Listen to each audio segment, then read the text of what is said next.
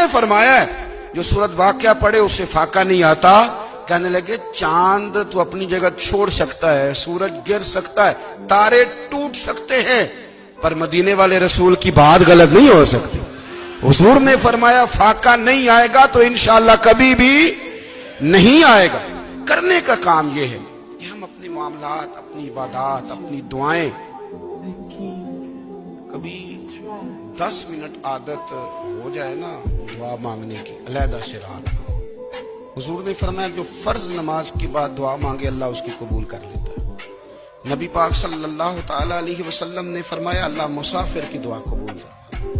حضور نے فرمایا اللہ مظلوم کی دعا قبول فرماتا ہے. حضور نے فرمایا بیمار سے دعا کراؤ اللہ اس کی دعا قبول فرماتا ہے. میرے نبی پاک نے فرمایا ماں باپ جب بھی اولاد کے لیے ہاتھ اٹھائیں, ویسے تے بلے شاہ تو آسمانی اڈ دیا ہی پھڑ دیں, جہاں گھر بیٹھا انہوں پڑھیا ہی نہیں. حضور فرمانے لگے ماں باپ جب بھی اولاد کے لیے دعا فرمائیں اللہ ان کی دعا کو قبول کرتا ہے.